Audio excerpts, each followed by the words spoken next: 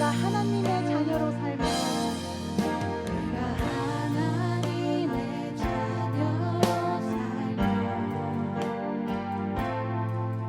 오늘 찬양하고 예배하는 삶 복음을 전할 수 있는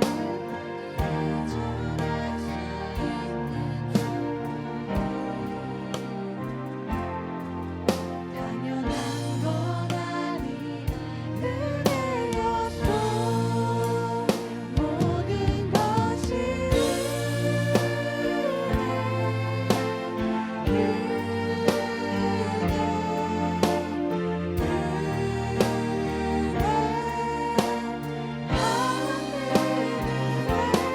내 삶에 당연한 건 하나도 없었던 것은 모든 것이 모든 것이 은혜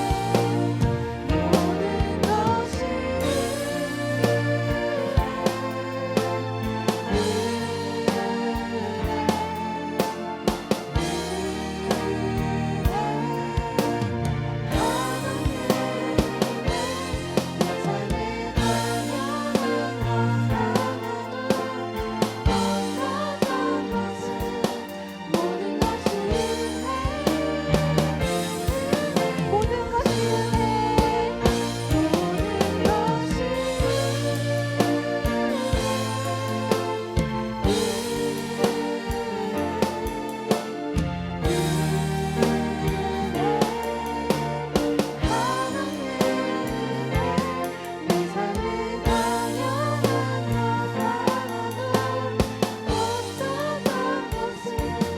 모든 것이 은혜 마지막으로 모든 것이 은혜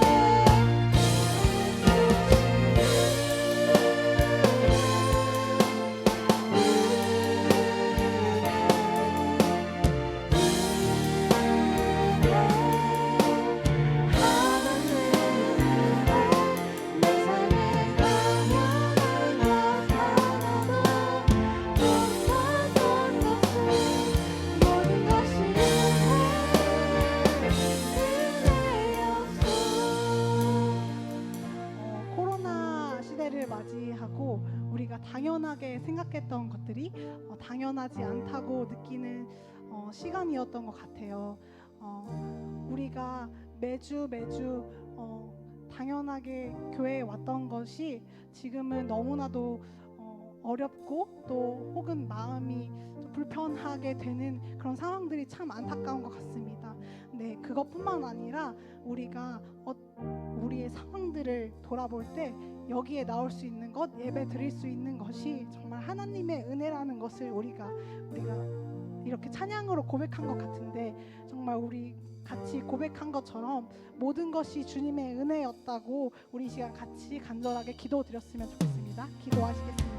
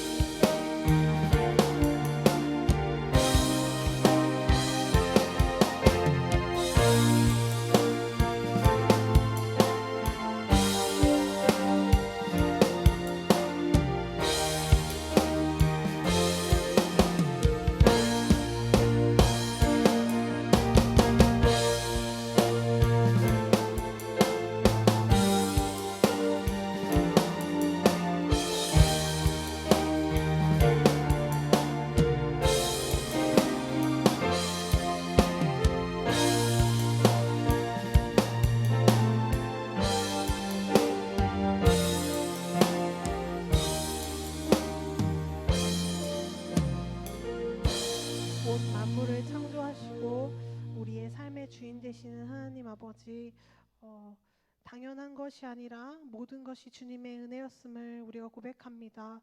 이 시간 주님께서 주시는 그 은혜를 우리가 간절함으로 나올 때 주님께서 정말 풍성한 은혜 주시고 우리가 그것을 기쁨으로 정말 기뻐하는 자들이 될 수 있도록 주님께서 인도하여 주시옵소서.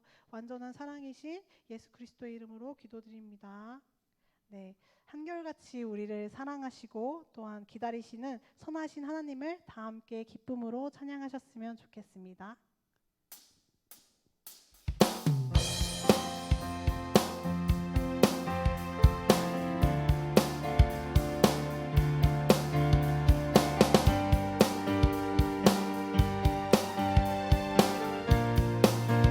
우리 모여 노래하며 우리 모여 노래하며 예수 이름 부르세 어제 같은 슬픔 잊고 오늘 다시 찬양해 우리 모여 손뼉치며 예수 이름 기대해 소망 중에 기뻐하며 주를 향해 춤추세 우리가 기쁨과 소망 잃어버려 노래할 이유 모른다 해도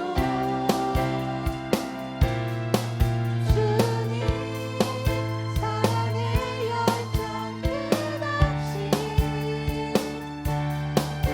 우리를 부르네 선하신 주님의 선하신 주님을 기뻐하라 선하신 주님께 감사하라 주의 사랑 늘 한결같네 그날이 올수록 그날이 올수록 기뻐하라 그날을 볼수록 감사하라 주의 날이 곧 이것이네 다시 한번 우리 모여 우리 모여 노래하며 예수 이름 부르세 어제 같은 슬픔 잊고 오늘 다시 찬양 우리 모여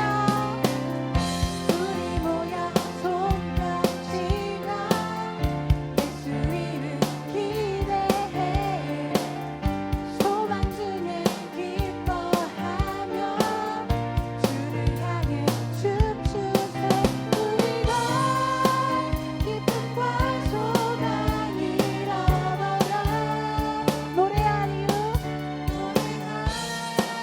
이유 모른다 해도 주님의 사랑 사랑의 열정 끝없이 우리를 부르네 우리를 부르네 선하신 주님의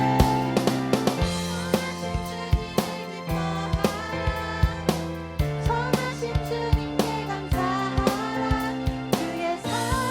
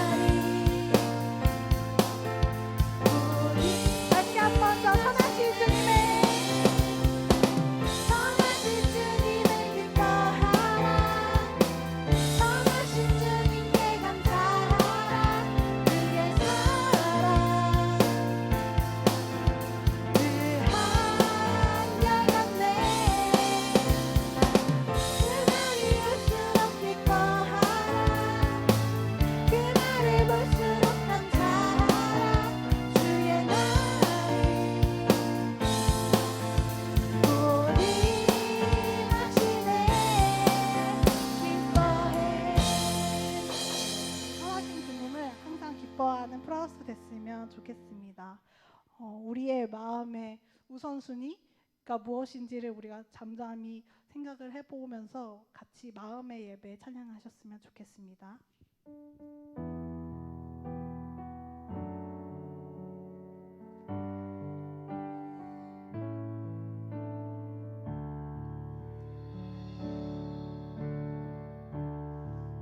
찬양의 열기 모두 끝나면 주 앞에 나와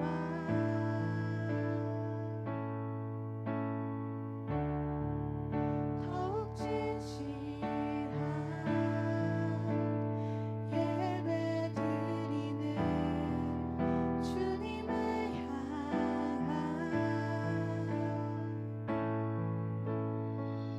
노래 이상의 노래 내만 깊은 곳에 주께서 원하신 것 화려한 음악보다 끝없는 열정보다 중심을 원하시죠. 주님께 드릴 주님께 드릴 마음의 예배 주님을 위한 주님을 향한 노래 중심 있는 예배 내려놓고 이제 나 돌아와 주님만 예배해요.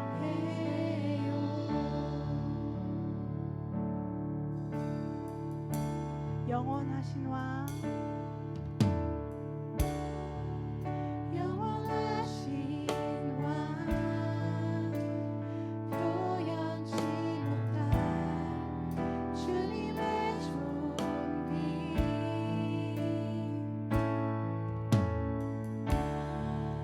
가난할 때도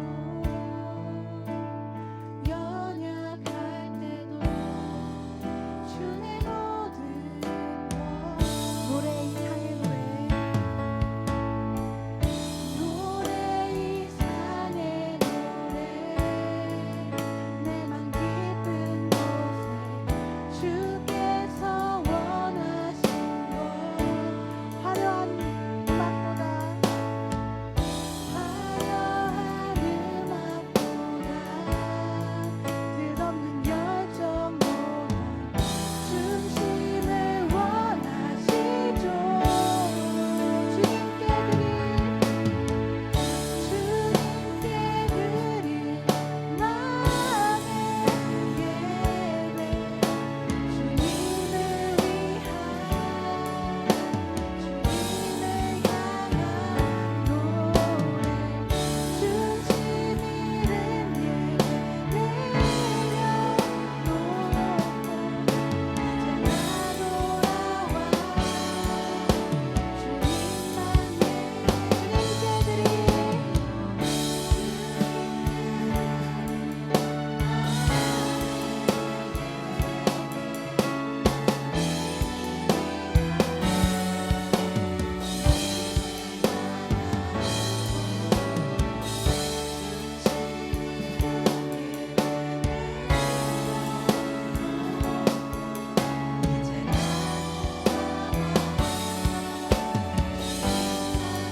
주님께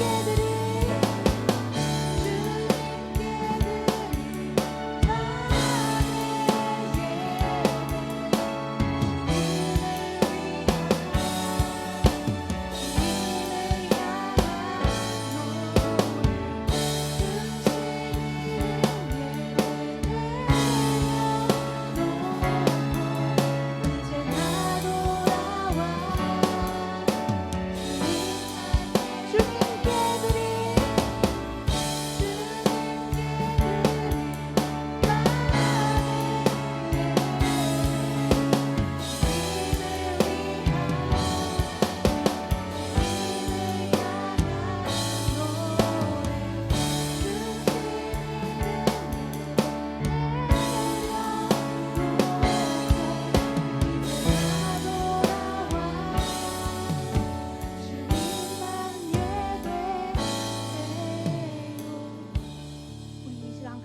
기도하셨으면 좋겠습니다.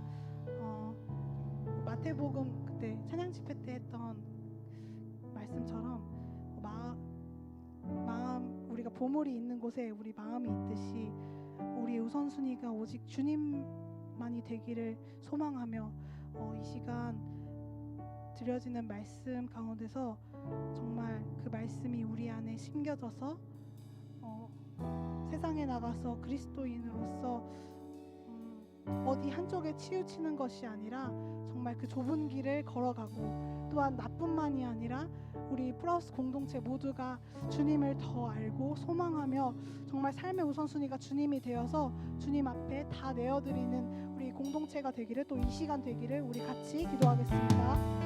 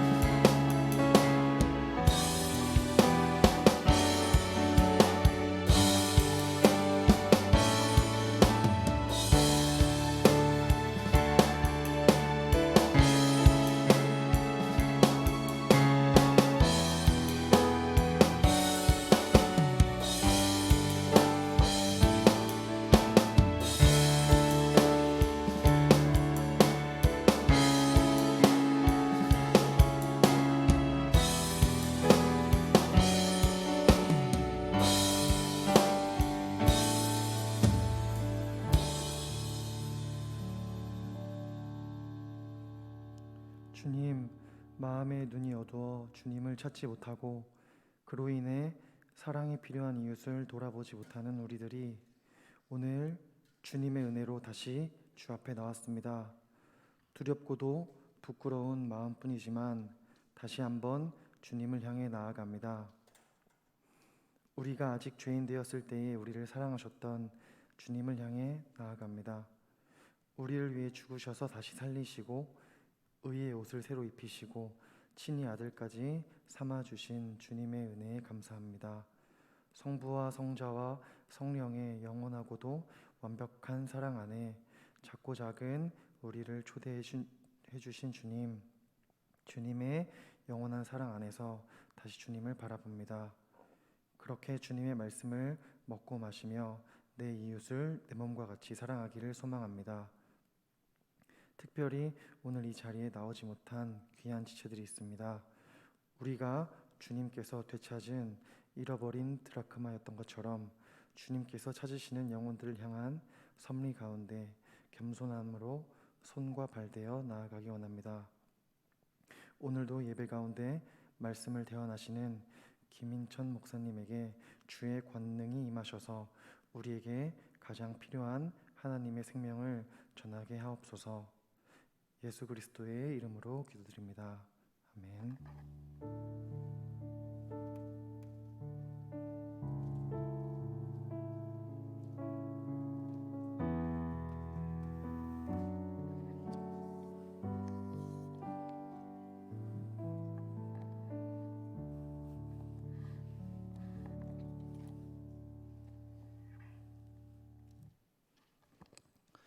함께 보실 말씀은 다니엘 4장인데요.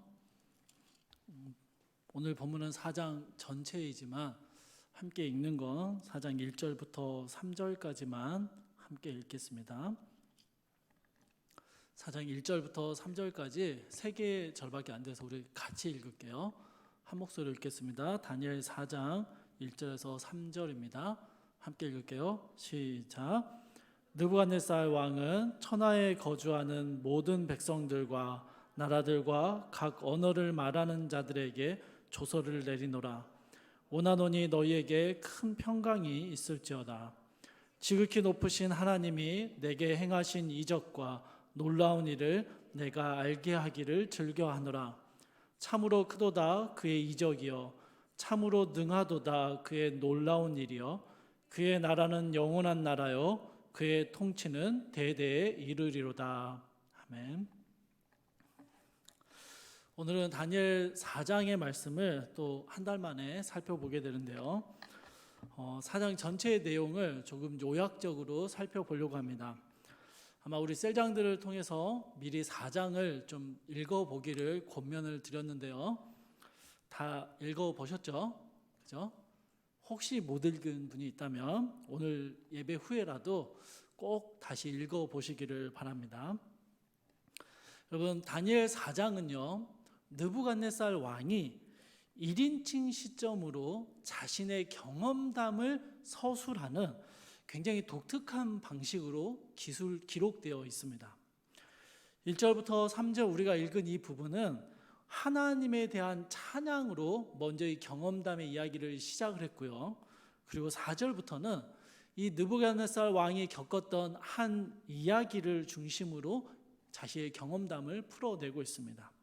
여러분 4절을 한번 볼게요. 4절을 보시면 이 이야기의 시작은 느부갓네살이 자신의 집에 편히 있으며 느부갓네살 궁에서 평강할 때 일어났습니다. 거기서부터 시작되었습니다. 학자들은 이때가 느부갓네살 왕의 통치에 있어서 전쟁이 빈발했던 통치 초기를 지나서 바벨론의 엄청난 건축 사업들을 다 마무리한 시점, 그래서 평화와 안정을 누리던 그 절정의 시기였을 거다라고 추정을 합니다. 이 장에서 다니엘이 고위 관직에 오른 그 사건 이후로 약 20년에서 30년 사이가 흐른 시점으로 이해를 하는 것이죠.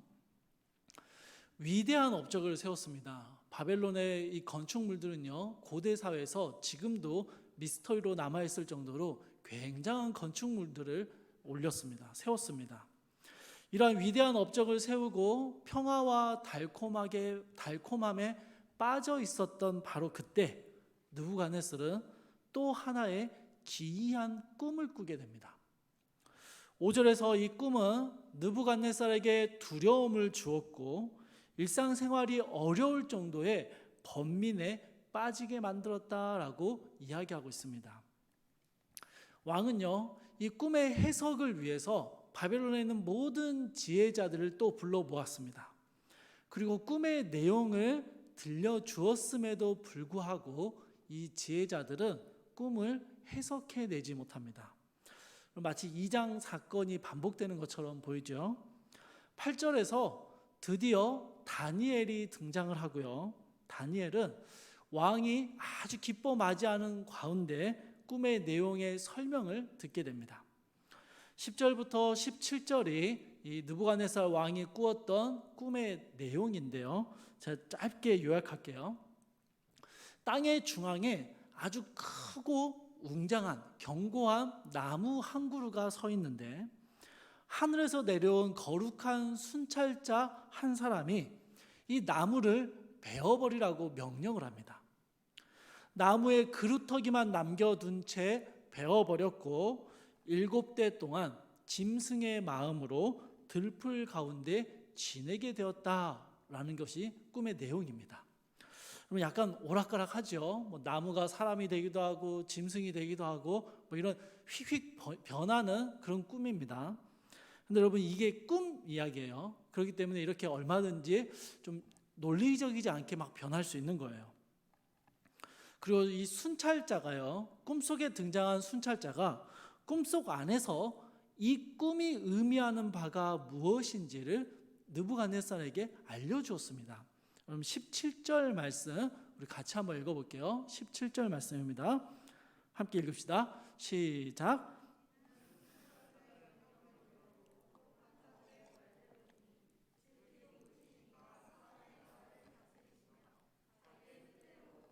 누구에든지 주시며 또 지극히 천한 자를 그 위에 세우시는 줄을 사람들이 알게 하려 함이라 하였느니라.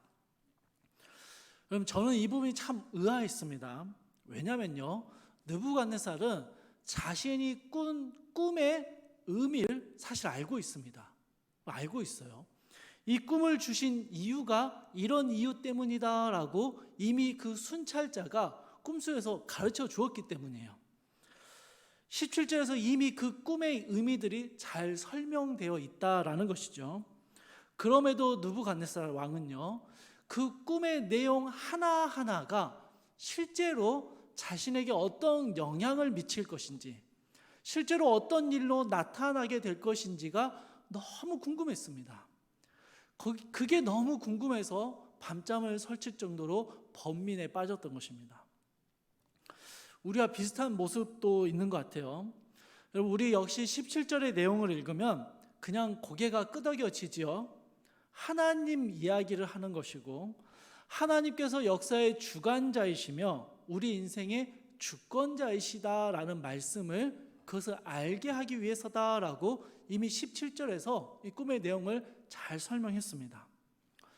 그럼에도 우리는 끊임없이 오늘 하루 우리에게 일어날 일을, 내일 있을 변화들을 알고 싶어 합니다. 그래서 번민하고 두려워하고 염려하게 되는 것이죠. 여러분, 하루, 아니 1시간이라도 그 앞을 미리 볼 수 있게 된다면 마음이 좀 편해질까요? 예전에 좀 오래된 영화일 텐데요, 2분을 미리 보는 사람이 나오는 그런 영화가 있었어요. 니콜라스 케이지가 주인공이었던 영화였는데요, 단 2분을 먼저 보는 것만으로 놀라운 일들을 하게 됩니다. 여러분, 우리가 2분을 먼저 볼 수 있게 된다면 어떻게 될까요? 뭘 하겠습니까, 여러분? 코인에 투자해야죠, 그죠? 투기해야죠, 그죠? 달리 말하면 이런 능력이 없으면 코인 같은 거 하면 안 된다라는 말입니다. 자, 아무튼 느부갓네살은요, 자신의 꿈의 그 내용이 미래에 어떻게 일어날 것인지를 세세하게 알고 싶었습니다. 그 꿈의 전체적인 의미를 알고 있음에도 불구하고 꿈의 내용 하나하나를 자신에게 어떻게 적용해야 될지를 알고 싶었다라는 것입니다. 다니엘은 이 꿈의 내용을 다 듣고요, 꿈에 대해서 해석을 하면서 22절에서는요, 이 꿈에 나왔던 큰 나무가 바로 왕을 가리키는 것이다 라고 이야기합니다. 그리고 하늘에서 내려온 거룩한 순찰자의 명령은 지극히 높으신 이 하나님께서 주시는 명령이다 라고 이야기합니다. 바로 그 일들이 느부갓네살 왕에게 일어나게 될 것이다 라고 해석했던 것이죠. 여러분, 25절 말씀을 우리 같이 한번 또 읽어볼게요. 25절입니다. 시작. 왕이 사람에게서 쫓겨나서 들 짐승과 함께 살며 소처럼 풀을 먹으며 하늘 이슬에 젖을 것이요 이와 같이 7대를 지닐 것이라. 그때 지극히 높으신 이가 사람의 나라를 다스리시며 자기의 뜻대로 그것을 누구에게든지 주시는 줄을 아시리이다. 아멘. 느부갓네살 왕은 왕위에서 쫓겨나 7대의 기간 동안 짐승과 같은 삶을 살게 될 것인데, 이것은 하나님의 주권을 왕에게 알려주기 위한 일입니다 라고 해석했습니다. 26절에서는요, 그럼에도 나무를 뿌리채 뽑아버린 것이 아니라 나무 뿌리에 그루터기를 남겨두신 것은 하나님의 주권을 깨달은 후에는 다시 회복시키기 위함입니다 라고 설명했습니다. 이러한 해석을 전하며 다니엘은요, 27절에서 자신의 조언을 하나 더 덧붙입니다.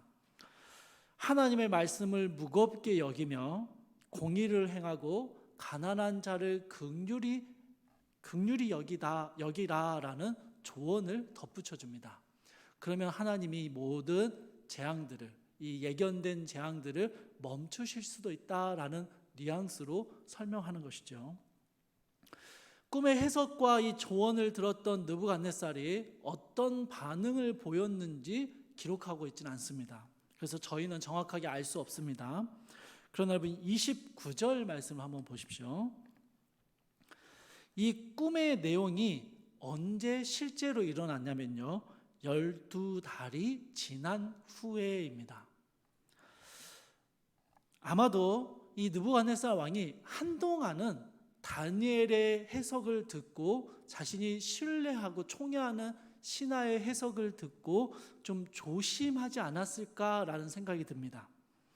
다니엘의 조언대로 행하려고 노력했을 것 같다라는 것이죠.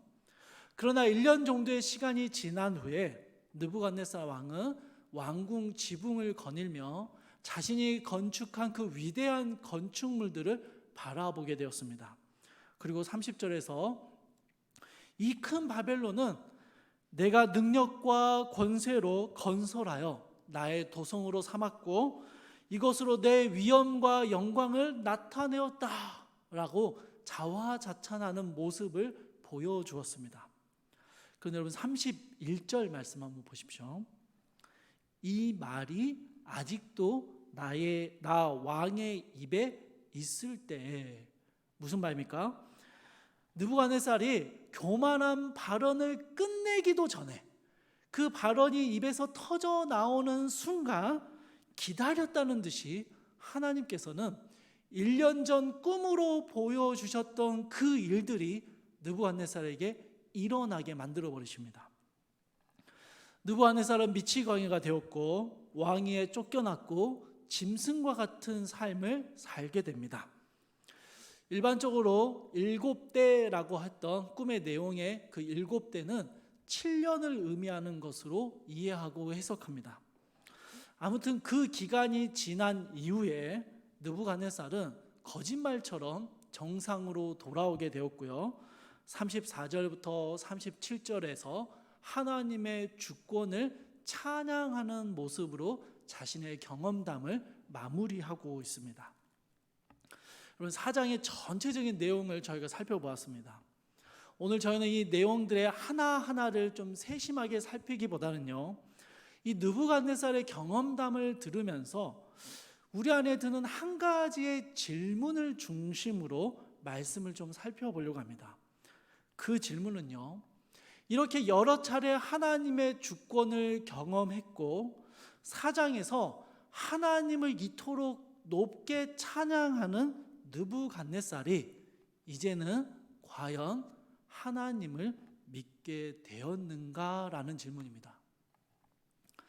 사랑하는 청년 여러분, 제가 여러분에게 몇 가지의 질문을 드릴 텐데요, 대답은 안 하셔도 되고 마음속으로 한번 생각을 해보십시오. 그리고 GBS 시간에 함께 나누어 보세요.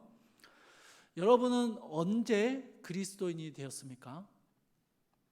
예배에 처음 참석했을 때, 세례 받았을 때, 아니면 예수님을 인격적으로 만났을 때, 다양한 이야기들이 나오겠죠. 그러면 여러분, 어떻게 하면 그리스도인이 될 수 있는 건가요? 또 그리스도인이 된다라는 것은 어떤 의미가 있는 걸까요?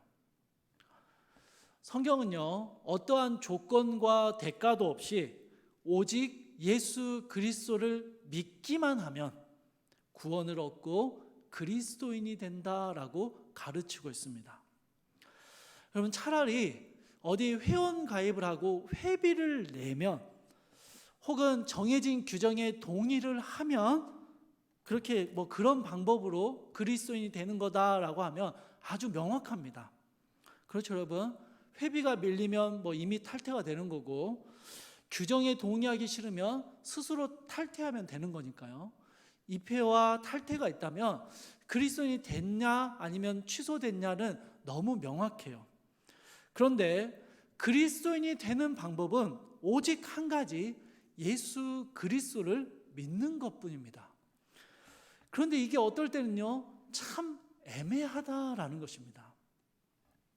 여러분 스스로에게 내가 그리스도를 믿는가라는 질문을 한번 던져보십시오. 여러분 이 질문 안에는 예수 그리스도에 대한 올바른 지식을 가지고 있는가? 성경의 말씀들을 진실된 것으로 인정하고 있는가? 그렇다면 그에 따른 삶의 실천들이 나타나고 있는가?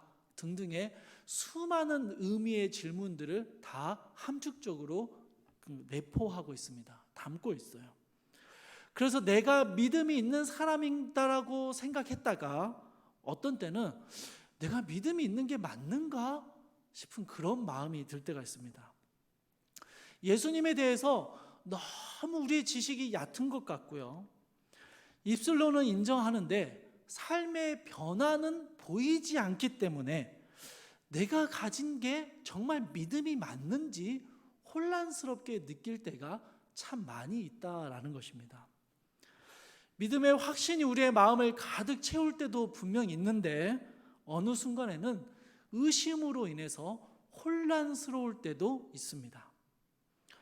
믿음과 관련된 우리의 이러한 모습들은요, 마치 롤러코스터를 타는 모습과 비슷하다라는 생각이 듭니다.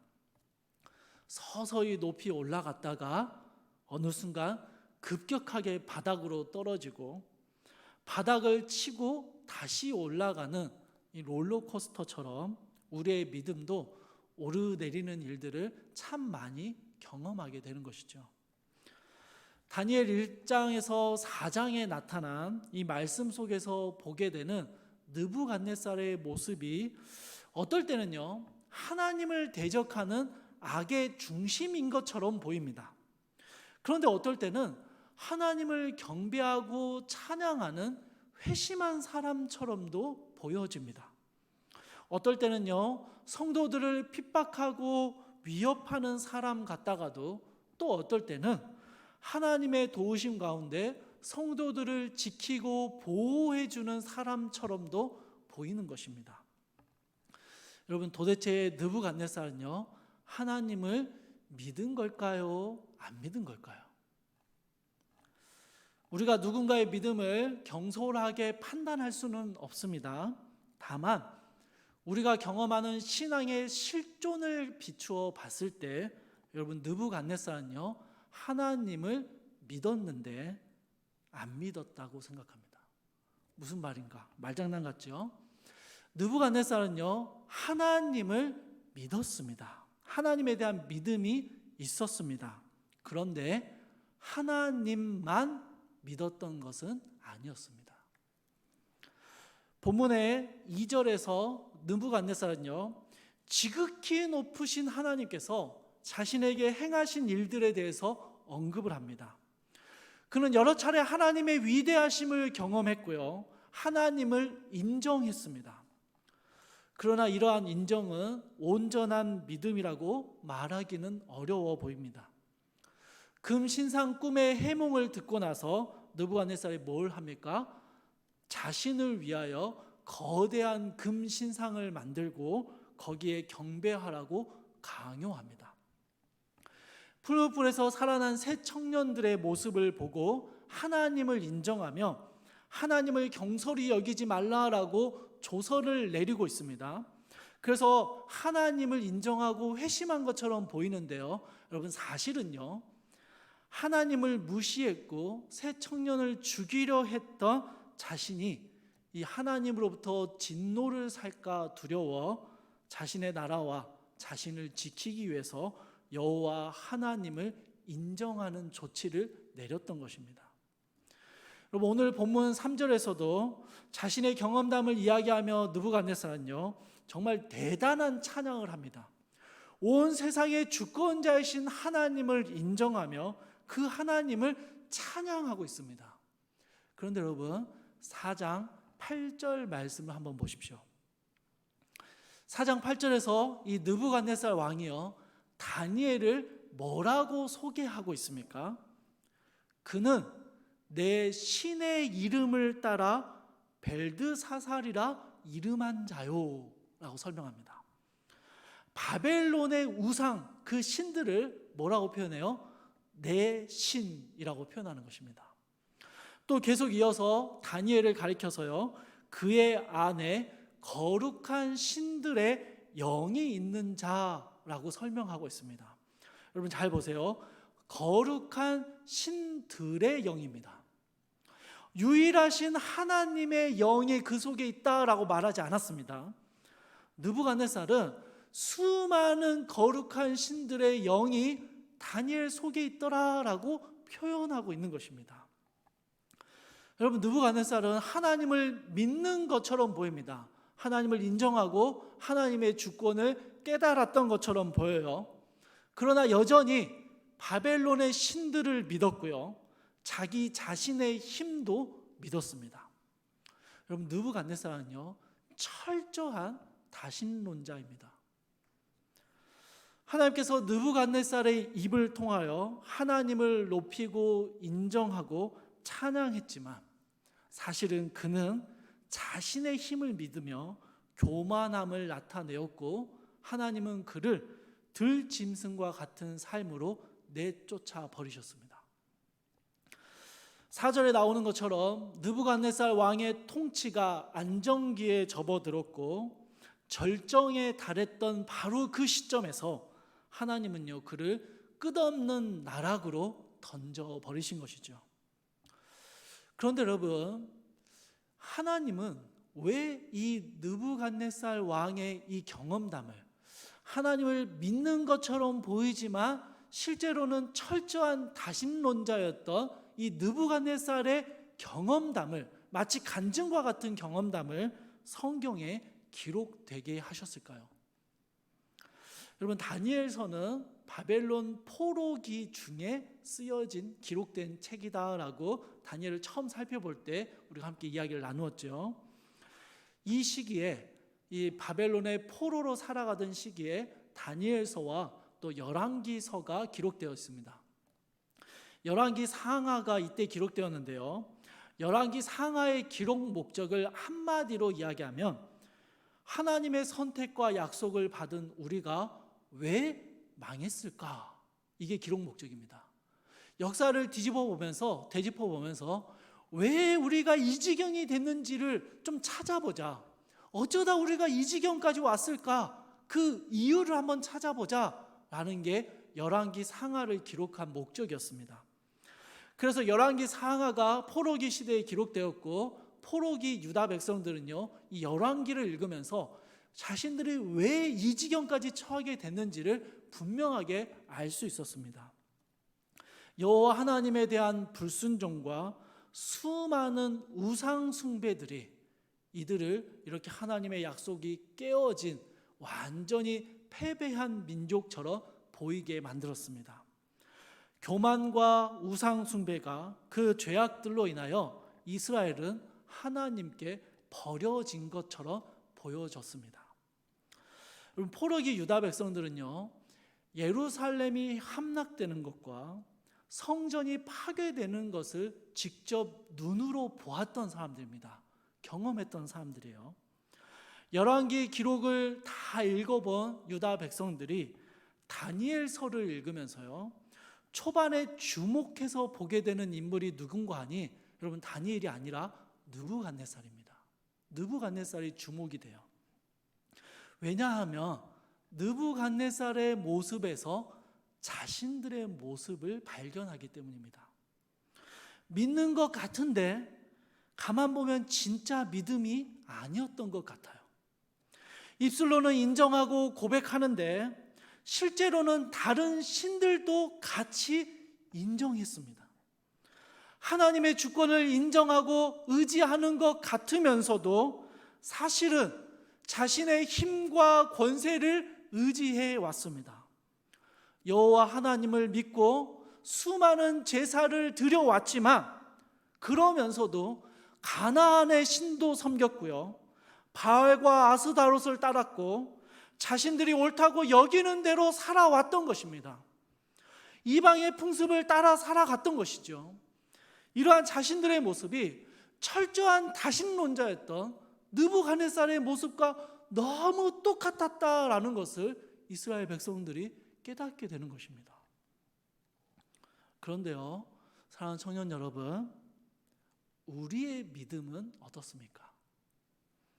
우리의 믿음은 오직 한 분 예수 그리스도를 향해 있습니까? 하나님을 믿지만 내 자신의 힘과 노력도 믿고, 그리스도를 신뢰하지만 또한 돈을 신뢰하고, 하나님이 내 삶의 주관자이심을 인정하지만 사실은 내가 원하고 좋아하는 일에 몰두하며 세상의 풍습과 가치관에 따라 살아가고 있는 그런 모습을 보이지는 않습니까? 하나님에 대한 믿음은 분명히 있습니다. 그 믿음은 있는데 또 다른 많은 것들을 믿고 있는 이런 다신론적인 모습이 우리 가운데 나타나고 있지는 않느냐라는 것입니다. 그래서 우리의 믿음이 롤러코스터를 타는 것처럼 오르락 내리락 요동하고 있는 것입니다. 하나님의 은혜와 능력을 분명 체험했습니다. 체험했어요. 압니다. 그런데 다시 죄악으로 돌아가 바닥으로 추락해버리고 하나님께 버려진 것만 같은 상황 가운데 놓여지게 되는 것입니다. 위기의 순간 하나님을 의지하기도 했지요. 그런데 평안의 시간이 찾아오면 안정과 즐거움을 찾아 떠나는 일들을 계속 반복하는 것입니다. 하나님의 은혜에 충만했다가 또 어느 순간은 하나님의 은혜가 완전히 메말라 버린 그런 삶을 경험하게 되는 것이죠. 교만과 이기심으로 하나님의 영광을 위하기보다는 나의 영광과 유익을 위해 살아가고 뭔가 조금 이루었다 싶으면 그것을 자랑하고 싶어 안달이 납니다. 마치 환난과 심판은 내게 이르지 않을 것처럼 여기며 이 정도는 다 하는 거다라고 안심하며 죄악을 서슴없이 행합니다. 부와 권력을 누리지 못하면 우리의 인생이 마치 불행한 것처럼 생각하며 더 안정적인 삶과 더 부유한 삶을 향해서 정신없이 달려가는 것이죠. 하나님 외에도 우리가 추구하며 따라가야 할 것들, 우리가 얻어야 할 수많은 것들이 우리 가운데 있다라는 것입니다. 사랑하는 청년 여러분, 왜 우리의 믿음이 이렇게 롤러코스터처럼 요동을 치냐고요? 왜 우리가 어떨 때는 믿는 것 같다가 어떨 때는 믿지 않는 것 같은 이 혼란스러움을 경험하냐고요? 오늘 다니엘 말씀을 통해서 느부갓네살의 모습을 통해서 하나님이 우리에게 주시는 답변은 아주 분명합니다. 하나님을 믿는다라고 말하는 우리가 실제로는 다신론적인 삶을 살고 있기 때문입니다. 이스라엘의 역사에서 그토록 심판과 회복이 반복되며 나타났던 이유도 아주 분명합니다. 여호와 하나님만을 섬겨야 할 그들이 다신론적인 삶을 살았기 때문입니다. 그리고 하나님께서는요, 느부갓네살 왕을 그의 왕위에서 쫓아내시고 들짐승의 삶을 살도록 내몰아 버리셨던 것처럼 이스라엘이 하나님의 약속과 임재의 상징이었던 다윗 왕조가 무너지게 하셨고 성전이 파괴되게 하셨고 우상의 땅 바벨론에 포로로 던져버리신 것이죠. 여러분, 이야기가 여기서 끝나버리면 하나님께서 이제 참다 이제는 더 이상 못 참고 바닥에 놔버리시는 것처럼 느껴지고 그렇게 마무리됩니다. 그런데 여러분, 이 들짐승의 삶으로, 그 미치광이의 삶으로 들어가게 된 느부갓네살이요, 하나님이 말씀하신 7대 7년이 지나서 다시 회복이 됩니다. 성경에서 특별히 하나님과 관련돼서요, 7이라는 숫자가 등장을 하면 그 7이라는 숫자는 이 히브리어상 완전함을 뜻합니다. 완전하다라는 의미를 가지고 있습니다. 그래서 이 7이라는 7대 7년이라는 시간이 실제적인 7년을 의미하는 것이기도 하지만 더 근본적으로는요, 하나님이 정하신 시간을 의미합니다. 하나님이 정하신 때, 그게 7대입니다. 34절 말씀 우리 같이 한번 봅시다. 34절 보십시오. 그 기한이 참에 나 느부갓네살이 하늘을 우러러 보았더니 내 총명이 다시 내게로 돌아온지라. 7년의 시간이 지나서 미치광이 왕이 다시 제정신을 찾게 됩니다. 그런데 여러분, 34절의 말씀 안에서요, 이런 회복이 어떻게 이루어졌는지 여러분 찾을 수 있습니까? 여러분, 느부갓네살이 회개했습니까? 느부갓네살이요, 하나님에 대한 깊은 깨달음을 가지고 그렇게 하나님을 다시 고백했습니까? 자신의 교만과 다신론적인 삶을 뉘우치고 돌아섰습니까? 아니에요, 여러분. 그렇지 않았습니다. 이후로 어떤 모습을 보였는지 모르겠지만 최소한 느부갓네살이 무언가를 했기 때문에 회복된 것은 아니었습니다. 여러분, 그냥 하나님의 약속 때문입니다. 7대 후에 회복시키실 거다는 이 하나님의 약속 때문에 하나님이 정하신 때에 느부갓네살이 회복된 것입니다.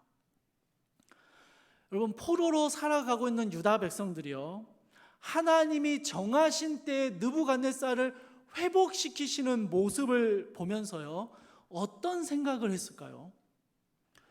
남유다 왕국의 말기, 그 멸망하는 시기를 살면서 하나님의 말씀을 온 삶으로 예언했던 선지자가 한 명 있습니다. 바로 예레미야 선지자인데요, 이 예레미야 선지자가 그토록 핏대 세우며 외쳤던 그 말이 떠올랐을 것입니다. 예레미야 25장 11절 말씀인데요, 잘 들어보십시오. 이 모든 땅이 폐허가 되어 놀랄 일이 될 것이며 이 민족들은 70년 동안 바벨론 왕을 섬기리라. 다신론적인 삶을 살아가는 유다가 폐허가 될 것이고 바벨론 왕을 섬기는 삶을 살게 될 거다. 언제요? 70년간 바벨론의 왕을 섬기게 될 것이다 라고 말합니다. 달리 말하면요, 이 70년의 시간이 지나고 나면 무언가 변화가 있을 것이다 라는 이야기죠.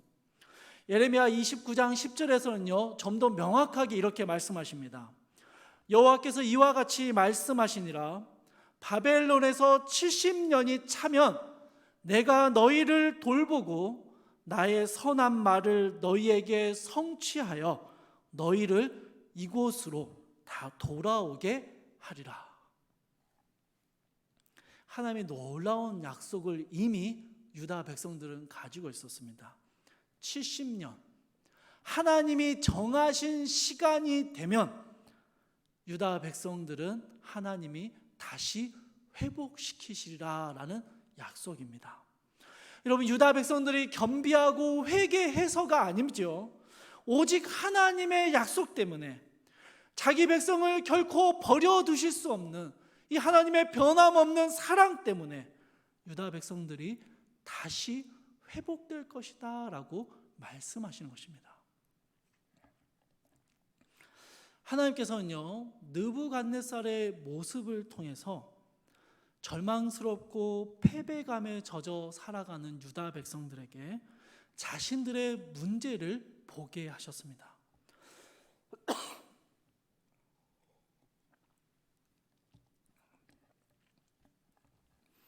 유다 백성들이 가진 문제가 무엇이었습니까? 다신론적인 신앙이었습니다.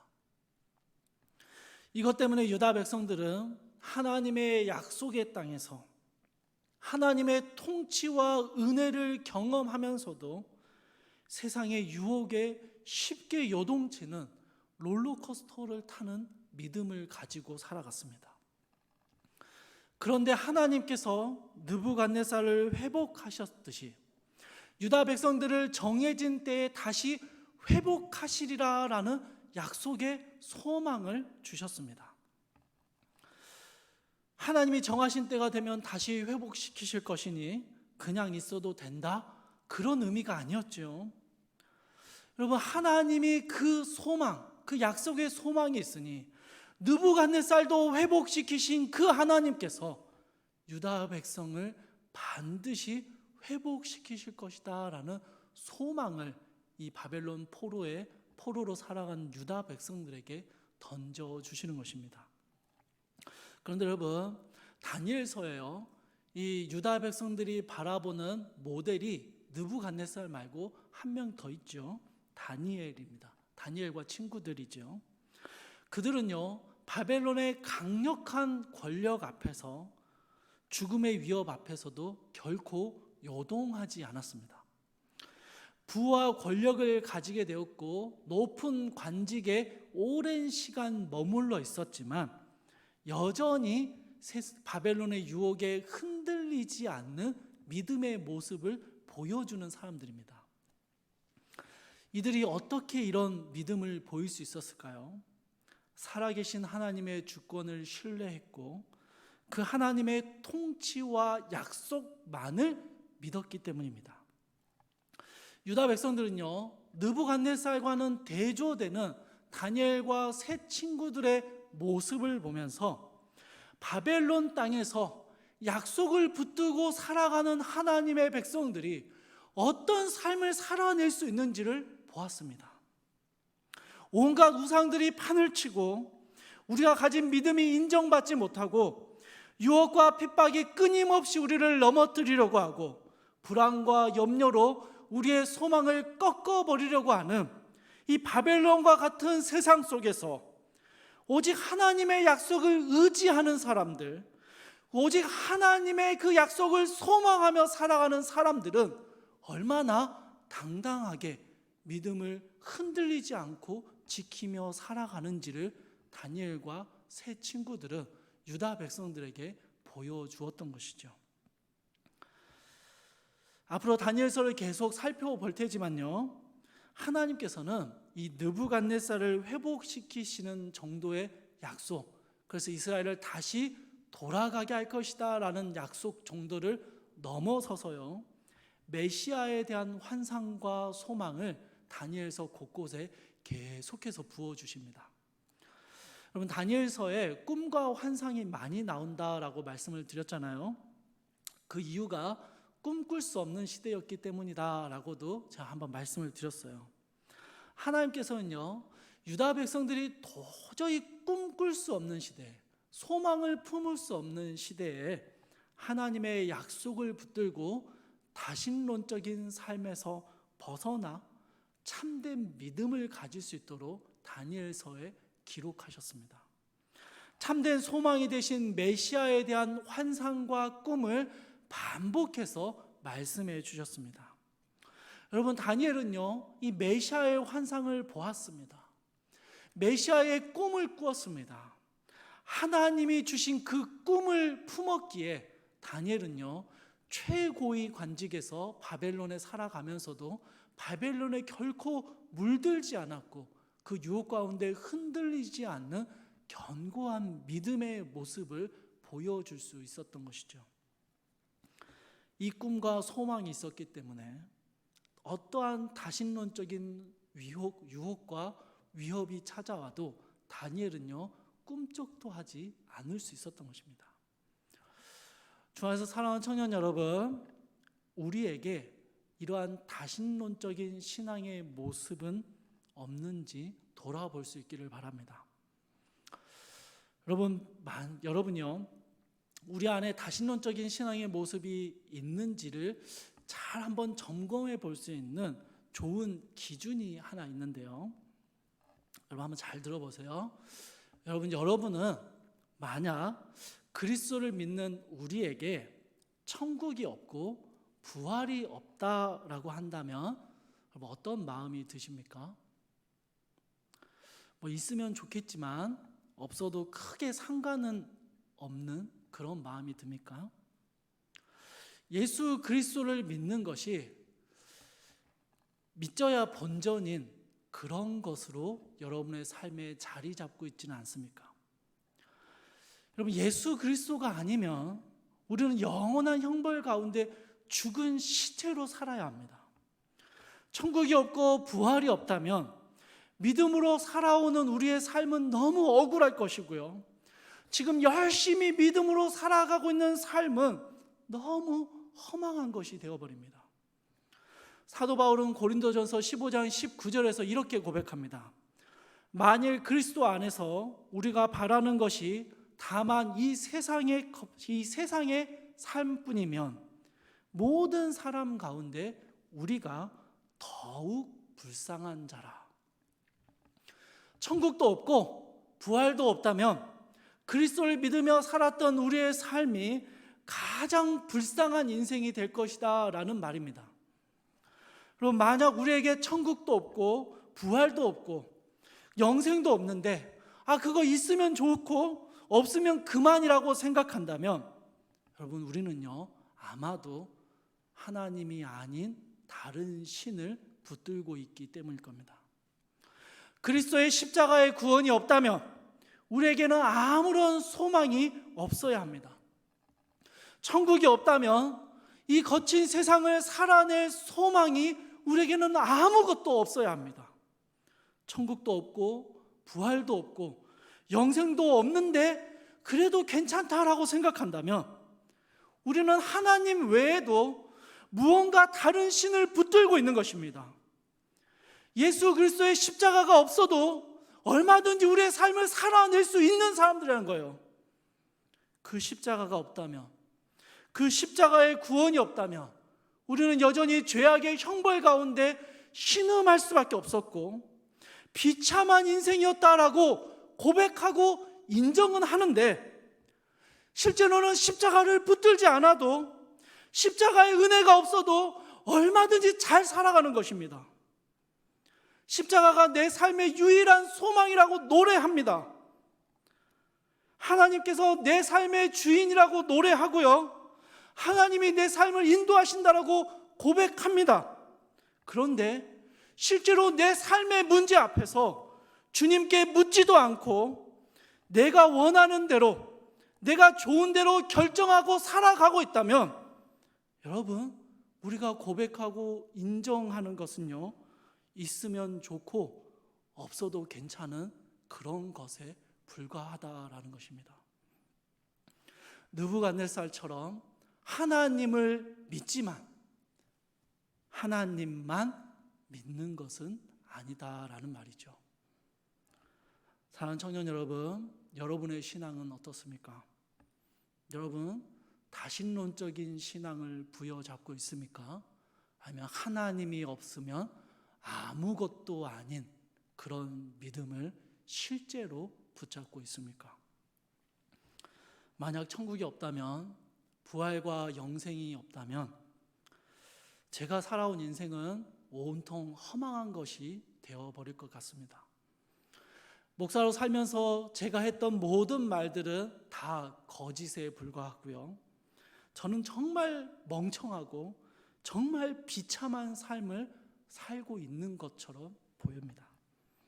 그러나 여러분, 저는 확신합니다. 살아계신 하나님께서 주신 그 약속을 확신합니다.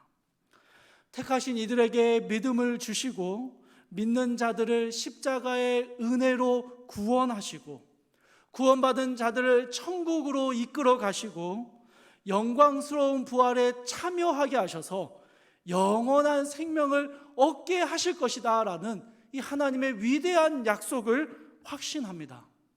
그래서 지금 좋은 집과 좋은 차와 높은 연봉이 없다 할지라도 괜찮습니다. 한 줌의 명예와 권력이 없어도 괜찮아요. 죽음의 위협이 와도 극렬한 풀무불로 걸어 들어가야 한다 할지라도 괜찮습니다.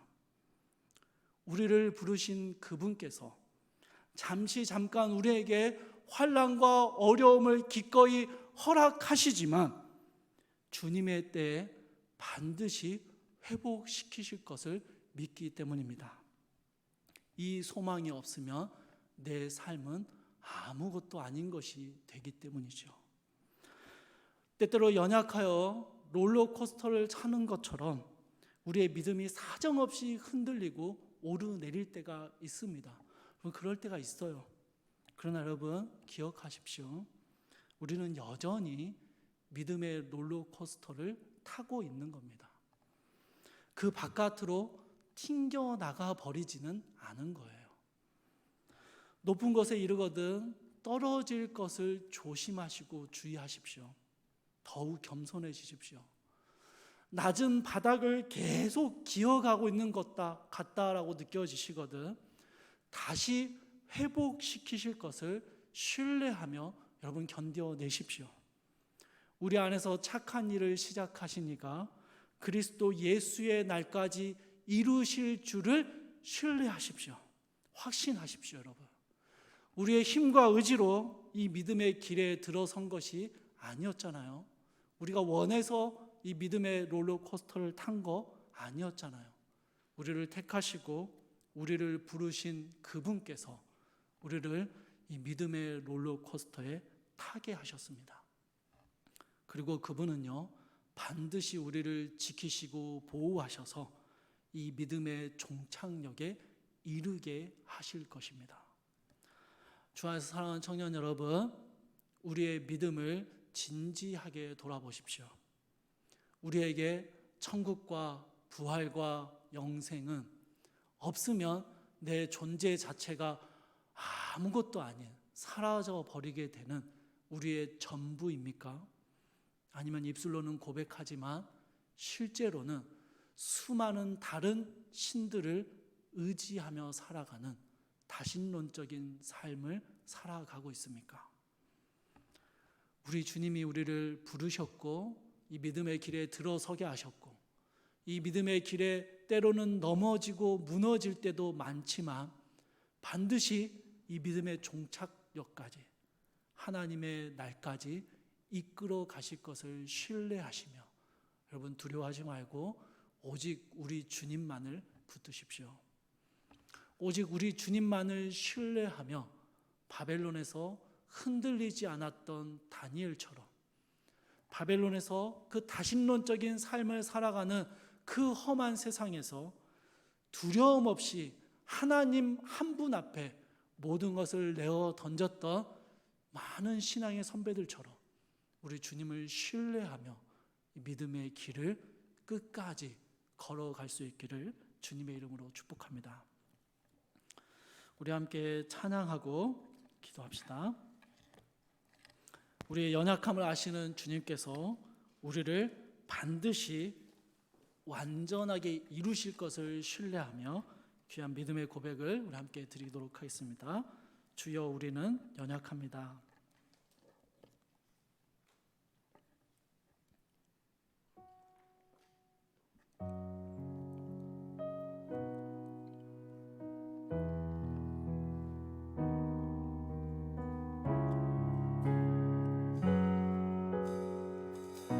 주여 우린 연약합니다. 우린 연약합니다. 우린 오늘을 힘겨워합니다. 주 뜻 이루며 살기에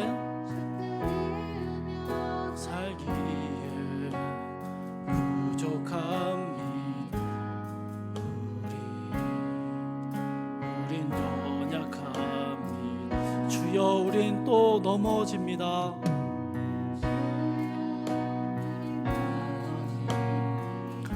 오늘 하루 또 실수합니다. 하루 또 실수합니다. 주의 긍휼을 구하는 죄인입니다. 구하는 죄인입니다.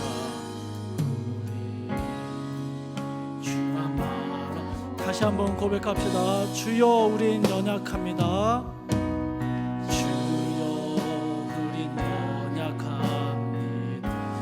우린 오늘을 힘겨워합니다. 힘겨워합니다.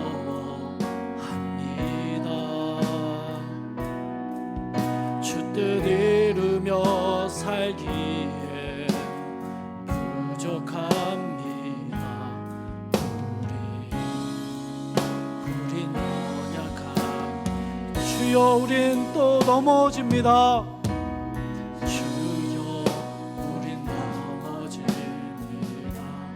또 실수하고 실패합니다. 또 실수합니다. 주의 긍휼이 없이는 살 수 없는 죄인입니다.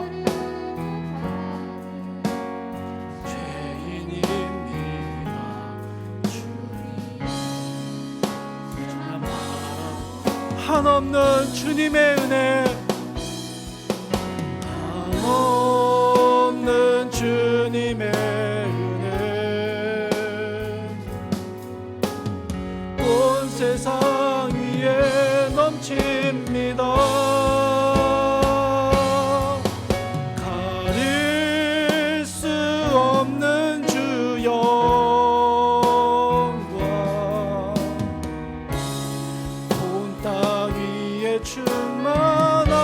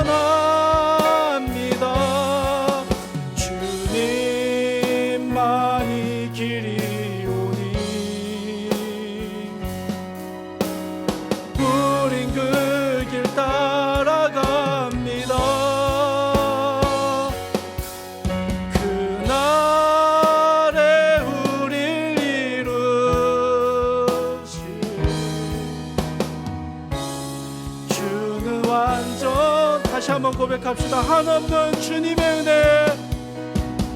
한없는 주님의 은혜,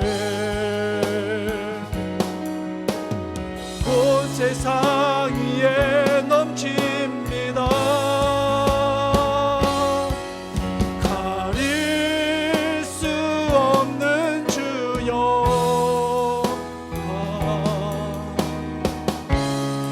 온 땅 위에 충만합니다. 주님만이 길이오니 우린 그 길 따라갑니다. 그날에 우릴 이루실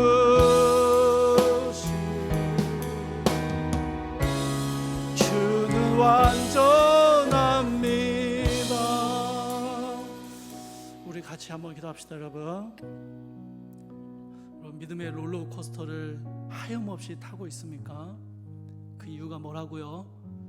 우리 안에 오직 주님만을 바라보는, 오직 하나님께 우리의 삶을 온전하게 의지하는, 하나님만 신뢰하는 모습이 없기 때문입니다. 수많은 다신론적인 신앙의 모습이 우리의 믿음을 사정없이 흔들어댑니다. 오르락내리락 믿음 있는 것처럼 보였다가 믿음이 없는 것처럼 낙심하게 만듭니다. 사랑하는 청년 여러분, 우리가 믿음의 이 길에 들어선 것이 하나님께서 우리를 부르셨음을 신뢰하십시오. 또 그분이 그날에 이루실 것을 확신하십시오. 그래서 결코 흔들리지 않는 믿음을 가지고 이 땅의 삶을 담담하게 걸어 나갈 수 있도록 주여 우리의 믿음을 붙들어 달라고, 주여 우리에게 우리의 모든 다신론적인 신앙의 모습을 하나하나 제거해 나가고 주님 앞에 굳센 믿음으로 걸어 나갈 수 있게 해달라고 주님 앞에 우리의 연약한 믿음을 솔직하게 고백하며 주의 도우심을 구하며 함께 기도하며 나아가겠습니다.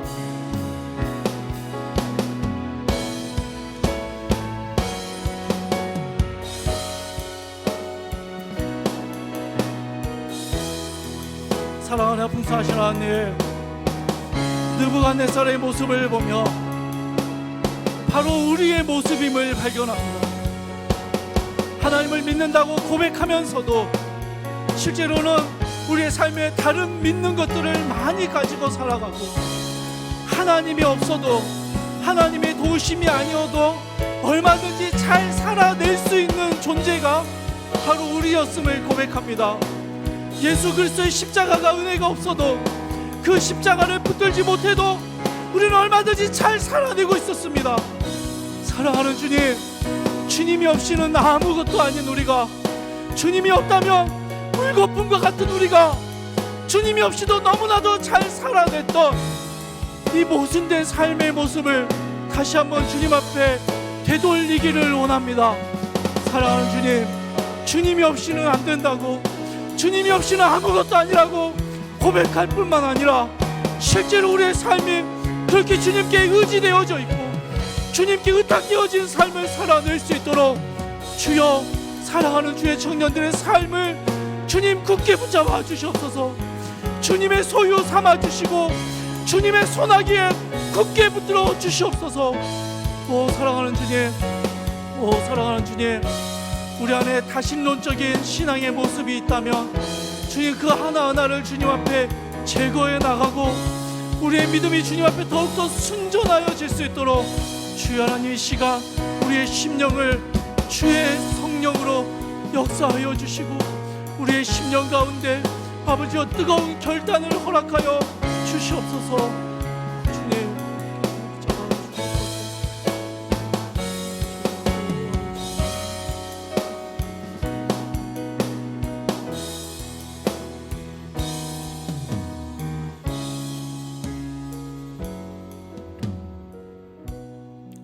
우리 또 기도할 때요, 우리 프라우스 공동체를 위해서 우리 함께 기도합시다. 믿음의 롤러코스터 밑바닥을 지나가고 있는 지체들이 많이 있습니다. 여러분, 그들을 위해서 우리 함께 기도합시다.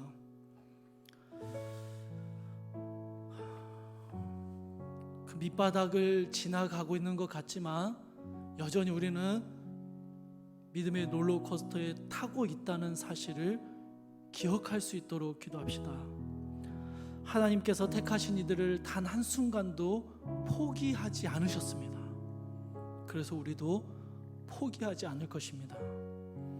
주님이 언젠가 주님의 때에 다시 회복시키실 것을 신뢰하며 지금 믿음의 밑바닥을, 그 바닥에서 신음하는 지체들을 주님 보살펴 주시고 주님의 때에 다시 일으켜 세워달라고 우리 프라우스를 주께서 다시 회복시켜 달라고 우리 같이 한번 기도했으면 좋겠습니다. 함께 기도합시다. 사랑하오나 풍성하신 주님, 아버지 하나님, 믿음의 밑바닥을 기어가는 것 같은 막막함과 답답함 속에서 은혜가 메말라버린 채 살아가는 지체들이 있습니다. 주님, 주께서 그들을 결코 포기하지 않으셨고 여전히 그들을 붙들고 계심을 믿기에 우리 역시 그들을 포기할 수 없습니다.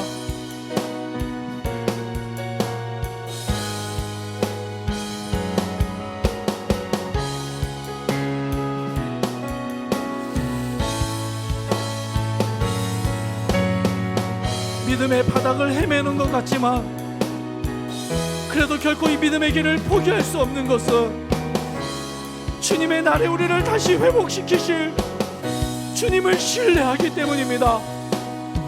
반드시 우리를 세우실 주님을 확신하기에 우리는 믿음의 바닥을 걸어가면서도 믿음이 완전히 사라진 것 같은 그러한 허망한 심령을 붙들고도 은혜가 바짝바짝 메말라버린 우리의 심령을 붙들고도 이 믿음의 길을 결코 포기할 수 없습니다. 그날에 우리를 다시 세우실 주님을 신뢰하기 때문입니다. 사랑하는 주님, 믿음의 힘든 어려움의 터널들을, 힘든 시간들을 지나가고 있는 사랑하는 주의 청년들을 불쌍히 여겨주셔서 주님, 너무 길지 않게 하여 주시고 너무 힘들지 않게 하여 주시고 속히 다시 주님 앞에 돌아설 수 있도록 다시 회복시키시는 하나님의 약속이 성취될 수 있도록 주여, 사랑하는 주의 청년들 가운데 역사하여 주시옵소서. 주님, 사랑하는 프라우스 공동체 가운데 주님 속히 역사하여 주시옵소서.